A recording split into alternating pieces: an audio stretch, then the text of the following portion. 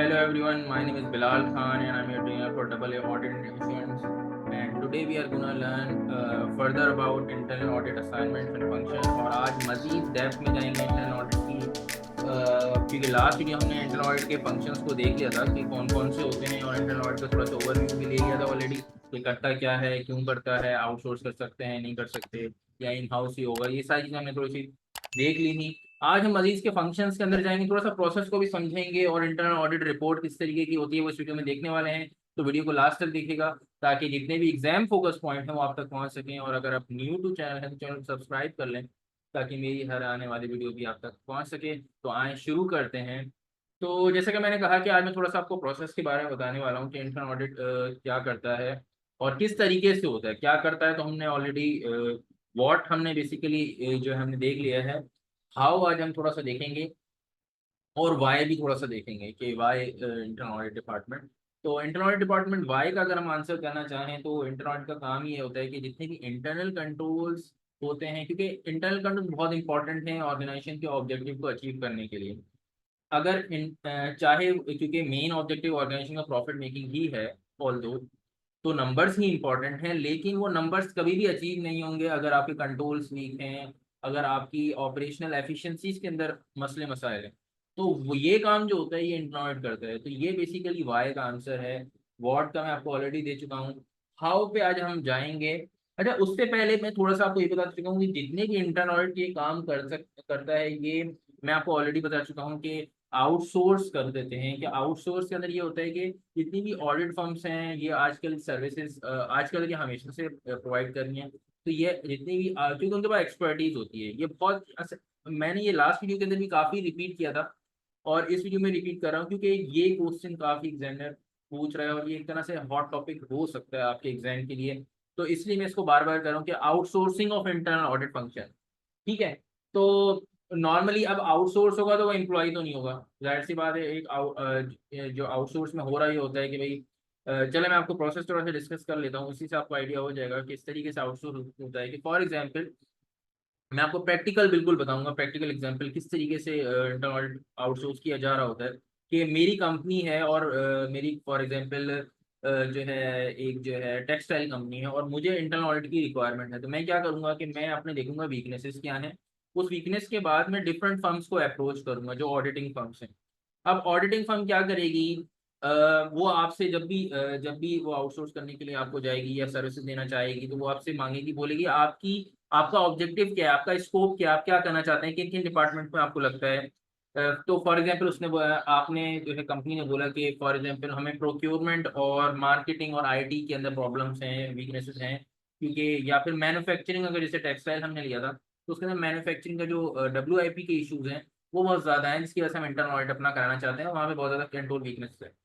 तो जैसे ही वो आप होगा तो आप क्या, ऑडिट फर्म क्या करेगी, ये ऑब्जेक्टिव और इसको आपसे मांग लेगी और उसके बाद आपको प्रपोजल भेजेगी जिसमें वो फीस वगैरह डिसाइड करेंगे।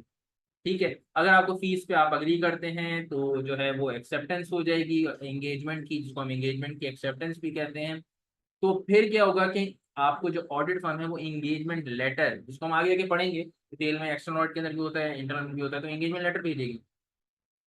यानी कि अब एंगेजमेंट असाइन हो गया, वो एक तरह का डॉक्यूमेंटेड एविडेंस है कि भाई आप एंगेजमेंट असाइन हो गया, उसमें फीस वगैरह सब लिखा है, रिस्पॉन्सिबिलिटीज भी लिखी है, स्कोप भी लिखा है, किस तरीके से करना है। ये करने के बाद जैसे ही है फिर वो टीम डिप्लॉय कर देगी ऑडिट फर्म। ये मैं आपको बेसिक प्रोसीजर बता रहा हूँ जो इंटरनल ऑडिट का होता है। ठीक है। टीम डिप्लॉय करने के बाद जो अपनी टेस्टिंग है, जिसमें दो तरह की टेस्टिंग नॉर्मली कर रहे होते हैं, जिसमें डिजाइन की टेस्टिंग भी हो रही होती है और टेस्टिंग ऑफ कंट्रोल्स भी हो रहा है, जो कि सैम्पलिंग बेसिस पे कर रही होगी। तो जो कंट्रोल टेस्टिंग है कंपनी ऑडिट फर्म जो है वो करने के बाद अब क्या करेगी, ये सारी जो चीजें हैं ये डिस्कस करेगी मैनेजमेंट के साथ। मैनेजमेंट के साथ जो भी वो है वो उससे डिस्कस करने के बाद वो उसकी जो भी फाइंडिंग्स हैं अपनी इंटरनल ऑडिट रिपोर्ट के अंदर कंपाइल करेगी, ड्राफ्ट रिपोर्ट देगी। जब ड्राफ्ट रिपोर्ट अग्री हो जाएगी तो वो एक फाइनल रिपोर्ट देगी जिसको हम इंटरनल ऑडिट रिपोर्ट कहते हैं, जो कि नॉर्मली बोर्ड या ऑडिट कमेटी को प्रेजेंट होती है। अगर चैरिटी है या ट्रस्ट है तो उसके इसके अंदर वो बोर्ड ऑफ ट्रस्टीज को प्रेजेंट हो रही होती है। तो this is the basic procedure of internal audit. ठीक है, जो मैंने आपको बताया कि किस तरीके से होता है। तो इससे हाउ वाला जो आपका क्वेश्चन था, जिसमें मैंने कहा व्हाट, व्हाई और हाउ, जो मैं हमेशा इस तरीके से इसको देख रहा होता हूँ। तो हाउ वाला जो सिनारियो है वो थोड़ा बहुत आपका क्लियर हो गया होगा। और नॉर्मली जो इसमें ऑपरेशनल ऑडिट होता है, जिसमें मैं आ भी जाता हूँ आगे, तो ऑपरेशनल ऑडिट में ये सारे एरियाज देख रहे होते हैं, एक बल्कि इसके अलावा भी हो सकते हैं। ये कुछ एरियाज हैं जो कि मोस्ट कॉमन है बैंक से, ट्रेजरी, एचआर, तो हर डिपार्टमेंट में हर ऑर्गेनाइजेशन में ही होता है। इसके अलावा प्रोक्योरमेंट हो गया, फिक्स एसेट हो गया, मार्केटिंग हो गया, आईटी हो गया। इसके अलावा भी बहुत सारे डिपार्टमेंट हो सकते हैं जो कि हर जो है, जैसे डब्ल्यूआईपी का मैंने बोला कि वर्क इन प्रोग्रेस का, ये इस तरीके का ये स्टोर डिपार्टमेंट हो गया, वो भी इसका पार्ट हो सकता है। क्योंकि इंटरनल ऑडिट का जो एरिया है या फिर फंक्शन है काफी वाइड है। It's not limited to just numbers और द फाइनेंशियल स्टेटमेंट्स। और ये काफी बड़ा प्रोसीजर होता है। जैसे बैंक में ऑपरेशन डिपार्टमेंट होता है, वो भी इसका पार्ट बन सकता है। अगर बैंक का ऑडिट हो रहा है तो वो ऑपरेशन का भी ऑडिट कर रहा होगा, तो एचआर का भी ऑडिट कर रहा होगा, तो वो स्टोर का भी ऑडिट कर रहा होगा, स्टेशनरी का भी ऑडिट कर रहा होगा। मतलब जितने भी डिपार्टमेंट्स हैं उन सबको वो कवर कर रहा होगा इंटरनल ऑडिट। ठीक है। ये मैंने आपको बता दिया कि प्रोसेस किस तरीके से होता है। और ऑपरेशनल ऑडिट में यही सारी चीजें होनी होती हैं। और ऑपरेशनल ऑडिट में, जैसे कि मैंने अभी बीच में भी बताया था जब मैं प्रोसेस बता रहा था, कि दो चीजें कर रहे होते हैं, कि वो डिजाइन का भी।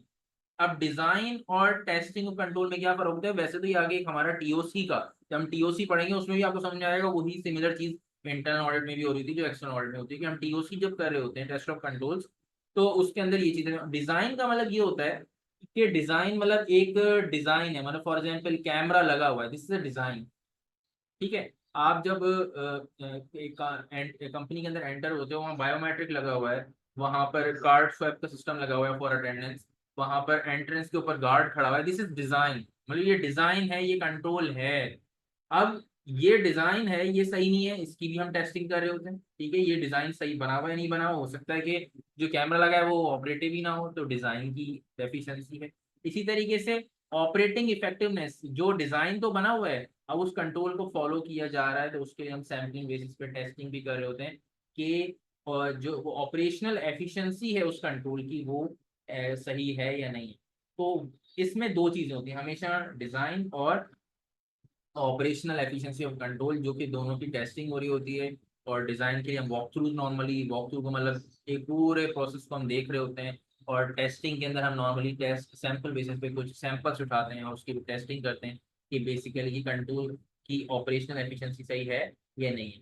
अच्छा, इसके अलावा इंटरनॉइट का काम क्या होता है कि भाई एसओपी बना दिए, प्रोसीजर मैनुअल्स बना दिए, मतलब जो है जो डॉक्यूमेंटेड डॉक्यूमेंट्स हैं, जो डिफरेंट प्रोसेसेस के डॉक्यूमेंट्स हैं, उसकी डॉक्यूमेंटेशन हो रही है, ये भी इंटरनल ऑडिट का काम है जो कि हम नॉर्मली ऑपरेशन ऑडिट के अंदर कर रहे होते हैं। इसके अलावा एक और चीज बताता चलूँ कि इंटरनल ऑडिटर का की क्वालिफिकेशन की भी कुछ रिक्वायरमेंट है, जो कि हमारे जैसे कि एक्सटर्नल ऑडिट के आइजाज हैं, स्टैंडर्ड हैं, इंटरनेशनल ऑडिटिंग स्टैंडर्ड्स हैं। इसी तरीके से इंटरनल ऑडिट के भी कुछ स्टैंडर्ड्स हैं जो कि आप गूगल करेंगे इजीली आपको मिल जाएंगे। तो उसके अंदर रिक्वायरमेंट है कि इंटरनल ऑडिटर की क्वालिफिकेशन क्या होगी। जैसे कि नॉर्मली ची सर्टिफाइड इंटरनल ऑडिटर, आपने सीआई का काफी नाम सुना होगा, वो इसकी एक तरह से स्पेशलाइजेशन है। और अगर आप चाहें तो आप आफ्टर एसीसीए कर भी सकते हैं, अगर आपको इस पर्टिकुलर फील्ड के अंदर आपने अपने करियर बनाना है, तो आप ये कर रहे होते हैं। तो operational audit basically audit of various operations of जो है ऑर्गेनाइजेशन, या मैंने गलत लिख दिया है, of audit various operations of audit, मतलब और ऑफ ऑर्गेनाइजेशन, मतलब यहाँ पर जितने भी ऑर्गेनाइजेशन की डिफरेंट ऑपरेशंस हैं उसका ऑडिट करना ऑपरेशनल ऑडिट कहता है। अब इसमें हो सकता है वो सारे आपको जो कंपनी जो आपको स्कोप एंड ऑब्जेक्टिव प्रोवाइड कर रही है, जो इंटरनल ऑडिट करना चाहती है, हो सकता है वो सारे डिपार्टमेंट का, चाहे कुछ स्पेसिफिक डिपार्टमेंट बताए या कोई एक डिपार्टमेंट बताए। और मैंने ऐसा प्रैक्टिकली देखा है कि फॉर एग्जांपल एक ही डिपार्टमेंट का, जैसे कि प्रोक्योरमेंट का करवा रहे हैं, सिर्फ उसी के एसओपी बनाने हैं, उसी की सारी कंट्रोल टेस्टिंग करनी है, उसी के डिजाइन के वॉक थ्रूज करने हैं। तो ऐसा मैंने प्रैक्टिकली देखा है, तो ऐसा भी हो सकता है। ठीक है, ये चीजें हो गई। कंट्रोल टेक्निक मैंने बता दिया कि रिपोर्ट इस फिर जो है रिपोर्ट जो है, जैसे कि मैंने आपको बताया कि बोर्ड को या फिर जो है आपके जो ऑडिट कमेटी है उसको दी जाती है। नॉर्मली जो रिपोर्ट के कंटेंट्स हैं या फिर वो होते हैं, किस तरीके की होती है रिपोर्ट, उसके अंदर ये चीजें होती है कि इंट्रोडक्शन होता है, मिनिमल इंट्रोडक्शन क्या है, basically brief background of the organization, क्या ऑर्गेनाइजेशन है, एनजीओ है, टेक्सटाइल है, एनर्जी सेक्टर है, जो भी मतलब जो भी आपकी ऑर्गेनाइजेशन, उसका ब्रीफ बैकग्राउंड आ जाएगा। ऑब्जेक्टिव इसको डिपार्टमेंट, मतलब उनका मकसद क्या है इंटरनल ऑडिट कराने का, ऑब्जेक्टिव एंड स्कोप सारा उसमें आ जाएगा, क्या क्या चीजें देखना चाहते हैं। क्योंकि प्राइमरी रिस्पॉन्सिबिलिटी रिस्क को हाईलाइट करना मैनेजमेंट का काम है, ऑडिटर का काम नहीं है। और ऑडिटर का काम है कि रिस्क उन्होंने जो बताया वो भी करे और रिस्क असेसमेंट भी करे कि बेसिकली जो मैनेजमेंट कह रही है कि वाकई रिस्क असेसमेंट मतलब जो रिस्क है वो मौजूद है या नहीं है, तो ये ऑडिटर का काम है। फिर रिस्पॉन्सिबिलिटी, मैनेजमेंट की रिस्पॉन्सिबिलिटी की, ऑडिटर की रिस्पॉन्सिबिलिटी, डिस्क्लेमर कि किसके लिए रिपोर्ट बनाई जा रही है, पब्लिक है, इंटरनल है, ये सब चीजें इसके अंदर आ रही होती हैं। समरी ऑफ फाइंडिंग, एक समरी रिपोर्ट का छोटा सा टेबल होता है। देन रिस्क रेटिंग होती है, हाई मीडियम लो, उसकी वो चीज इधर बताया जा रहा होता है इस रिपोर्ट के अंदर भी। और फिर डिटेल फाइंडिंग होती है जिसमें आपका ऑब्जर्वेशन होती है यानी कि फाइंडिंग, फिर उसमें जो रिस्क की जो रेटिंग होती है वो आ रही होती है, फिर कोई रिकमेंडेशन होती है वो होती है, फिर देन मैनेजमेंट कमेंट्स होते हैं वो आ रहे होते हैं। इस तरीके से आपकी इंटरनल ऑडिट रिपोर्ट फॉर्म होती है। और अल्टीमेटली जब फाइनल रिपोर्ट होती है आफ्टर ड्राफ्ट रिपोर्ट, पहले हम ऑब्वियसली ड्राफ्ट रिपोर्ट भेजेंगे मैनेजमेंट को कि भाई आप देख लो कि इसमें हमने जो फाइंडिंग्स डाली हैं वो सही है या नहीं है। जैसे ही वो अग्री करेंगे कुछ, यानी कि कुछ चेंजेस के बाद हो सकता है उन्होंने कोई फाइंडिंग रिमूव करानी हो या फिर कोई फाइंडिंग ऐड करानी हो, तो वो करने के बाद अल्टीमेटली वो फाइनल रिपोर्ट होती है, जो कि अल्टीमेटली मैं आपको बार बार बता चुका हूँ कि बोर्ड के पास या फिर जो है ऑडिट कमेटी को सबमिट की जा रही होती है। और इसके अलावा ये भी हो सकता है कि रिपोर्ट को सबमिट कराने से पहले आप जितनी भी फाइंडिंग है वो जरूरी नहीं है कि ड्राफ्ट रिपोर्ट में डालें, उससे पहले भी एक दो और आप कह सकते हैं कि डॉक्यूमेंट्स बन सकते हैं कि भाई आपने for example department wise different document बनाए और जितने भी डिपार्टमेंटल हेड हैं, क्योंकि ऑर्गेनाइजेशन अगर बड़ी है और डिपार्टमेंटल हेड्स भी होंगे, तो उनसे भी आपने अग्री करा ली फाइंडिंग्स कि भाई हमने आपके डिपार्टमेंट में ये फाइंडिंग्स निकाली हैं, तो ये हम अपनी फाइनल रिपोर्ट में देंगे, तो आप इससे अग्री कर रहे हैं या नहीं कर रहे, तो वो आप सारा डिस्कस कर सकते हैं सेपरेट डिपार्टमेंटल वाइज डॉक्यूमेंटेशन के अंदर भी।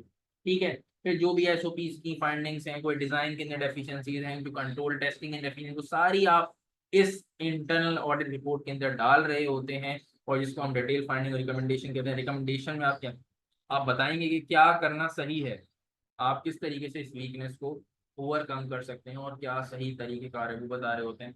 तो इस तरीके से फिर मैनेजमेंट के भी कमेंट्स के भाई कब तक वो इम्प्लीमेंट करेंगे और कब तक जो है उनकी टाइमलाइन है, उसमें टाइमलाइंस वगैरह भी ले लेते हैं। तो इस तरीके से हमारा इंटरनल रिपोर्ट सबमिट हो जाती है और इस तरीके से हमारा इंटरनल ऑडिट हमारा कंप्लीट हो जाता है।